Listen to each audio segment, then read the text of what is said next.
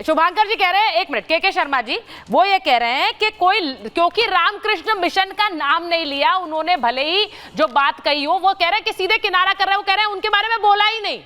आज प्रधानमंत्री ने अपनी रैली से बोल दिया कि बंगाल में जिस तरह से रामकृष्ण मिशन को राजनीति का हिस्सा बनाया गया, ये दुर्भाग्यपूर्ण है। अरे बाबा, प्रधानमंत्री जी ने तो और भी कई बातें बोली। के शर्मा जी की आवाज नहीं आ रही। मंगलसूत्र छीन लेंगे और ये सब भी बातें बोली थी, क्या वो सच था? के शर्मा जी की आवाज ठीक कराइए चेतन, हम उन्हें सुन नहीं पा रहे हैं। मैं स्टूडियो में वापस आ रही हूँ। मैं एक बार जरा जो इस पूरी राजनीति में जो बयान आ रहे हैं उनकी बात एक बार करना चाहती हूँ। वरुण जी, आपने अगर सुना, आ गया, ठीक है, आवाज आ रही है। के शर्मा जी को ऑडियो दीजिए। देखिए, मैं अपनी बात हाँ, बोलिए बोलिए। हाँ, देखिए, पहले तो आपने अपने नए स्टूडियो में आमंत्रित किया, उसके लिए धन्यवाद। लेकिन मैं फिलहाल आपको जानकारी है, आप स्वयं आई थी बनारस, मैं बनारस में हूँ और चुनाव भर में काशी क्षेत्र में ही रहने वाला हूँ। पुनः आते ही दिल्ली में निश्चित तौर से आऊँगा। अभी आपने विषय प्रारंभ किया, धमकियाँ तो हमने भी सुनी, और जो ममता बनर्जी दे रही हैं उस पर हर्षवर्धन जी ने एक टिप्पणी की है, लेकिन मैं इसको दूसरी बात से कहना चाहता हूँ। सुखदेव जी, ये इस देश की राजनीति में लगभग 30-40 साल ऐसे रहे हैं जब फतुओं की राजनीति यहाँ हुई। यहाँ मौलवी मदरसे के हेड इन लोग फतवा जारी किया करते थे। जो लोग फतवा जारी करते थे उनके अगेंस्ट बोलने की इनकी ना हिम्मत है ना औकात है, ये कभी नहीं बोल पाएंगे। ये हिंदू साधु संतों को डरा सकते हैं, धमका सकते हैं, फतवों का तो स्वागत करते हैं। इसमें सपा भी पीछे नहीं रही है। मुलायम सिंह भी फतवा जारी कराते थे, कांग्रेस भी फतवा जारी कराती थी, और फतवे को लेके उसकी फोटो कॉपी उस जमाने में करके ये लोग गली गली घूमते थे कि देखो फतवा जारी हो गया। तब इन लोगों ने कभी जो है उस पर प्रश्न नहीं उठाए, और उठाएंगे भी नहीं, क्योंकि वोट बैंक है, मुसलमान है, मुसलमानों का वोट चाहिए। हिंदुओं को गाली बकना है, क्योंकि हिंदू क्या कर लेंगे? हिंदुओं को तो ये प्रताड़ित वैसे भी बंगाल में कर रहे हैं, तो अभी भी करना है वहां पर।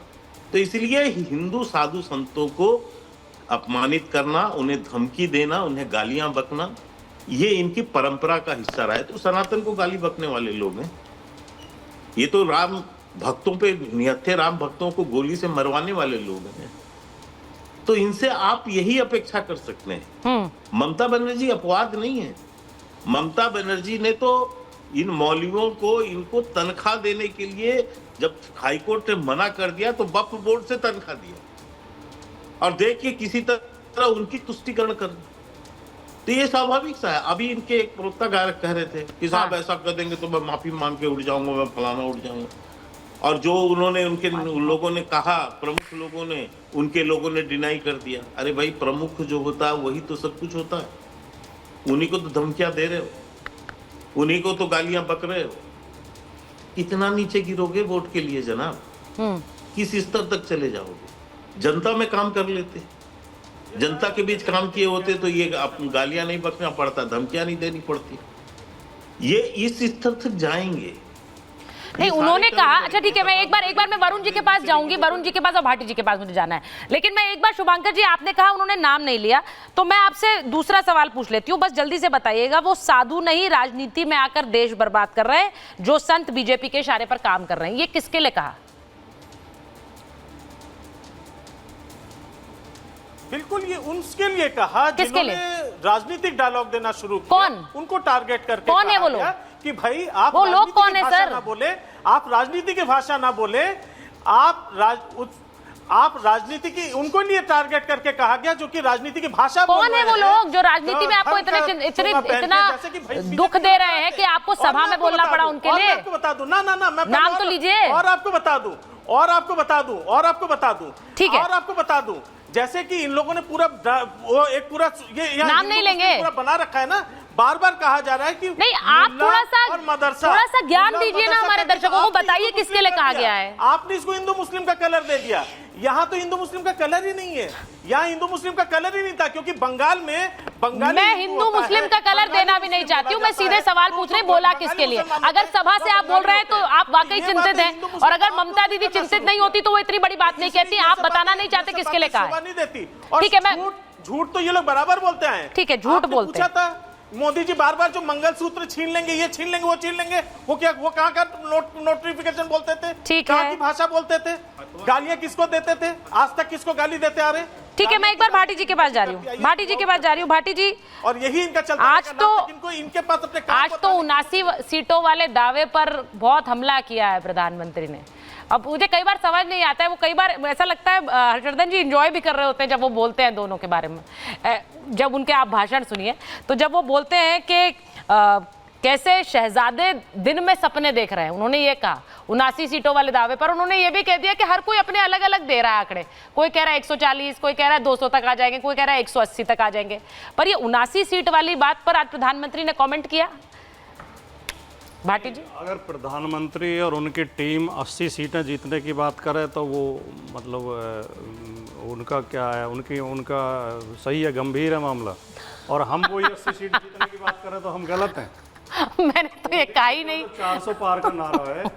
किसी निष्पक्ष आदमी को इस देश में विश्वास नहीं है कि 400 तक एनडीए पहुंच सकता है, किसी भी निष्पक्ष आदमी को। अच्छा, जो पक्ष बने हुए हैं उनका तो अलग बात है। मैं समाजवादी पार्टी का कार्यकर्ता हूँ, हाँ। मुझे लगता है समाजवादी पार्टी ज्यादा से ज्यादा सीटें जीतेगी, इसमें कुछ गलत भी नहीं है। अपने हाँ, सही बीजेपी बात के है। लोगों को लगता होगा बीजेपी ज्यादा जीतेगी, ये होता है स्वाभाविक तौर पे। लेकिन जो निष्पक्ष लोग हैं, कोई एक इस देश में निष्पक्ष आदमी ये नहीं कह सकता कि एनडीए 400 तक पहुंच सकता है। दूसरी बात, जब चुनाव शुरू हुआ था तो माननीय मोदी जी ने कहा था कि मैं देश को ऊंचाइयों पर ले जा रहा हूं, विकास की गति बढ़ रही है, इकोनॉमी बढ़ गई है, रोजगार और सारी चीज़ें उठाई थी। लेकिन जैसे जैसे चुनाव आगे बढ़ने लगा, मोदी जी विकास की बातें भूल ही गई, अपनी उपलब्धियां भूल ही गए। आपने भी जिक्र किया कि मोदी जी भी ऐसा कह रहे हैं पश्चिम बंगाल में जाके।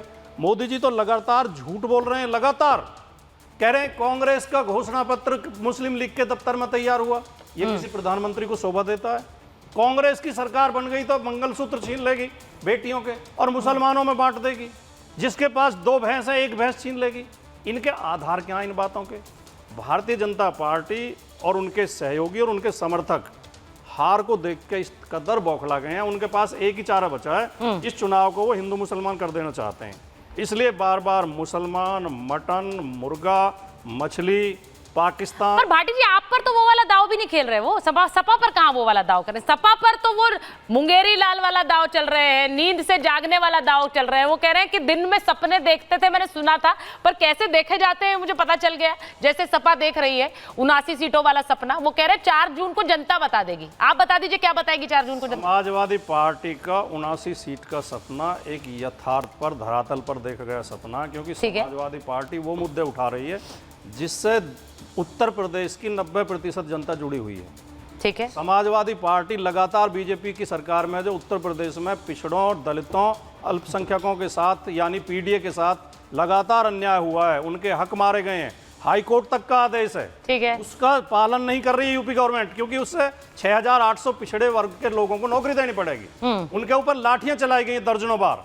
ये जो रोजाना अन्याय हो रहा है उत्तर प्रदेश में, किसानों के हक मारे, किसानों के ऊपर गाड़ियां चढ़ा दी मंत्री के बेटे ने, और उसी मंत्री को टिकट दिया गया और उसमें प्रधानमंत्री उनका समर्थन करके आए, देश के गृह मंत्री उनका समर्थन करके आए। ये उत्तर प्रदेश की जनता देख रही है, इसलिए उत्तर प्रदेश की। और अगर आप अब लेटेस्ट जो 4थे चरण के बाद जो रैलियां हो रही हैं, उन रैलियों में समाजवादी पार्टी, कांग्रेस की 5 चरण में उमड़ती हुई भीड़ को देखें अगर आप, तो आपको अंदाजा लग भीड़ इतनी हो रही है कि हर जगह हवा में नहीं है। अखिलेश यादव का दावा ठोस जमीन पर। नहीं, भीड़ तो हो रही है। मैं ये नहीं कह सकती भीड़ हो रही है, पर वहां पे हड़कंप मच रहा है।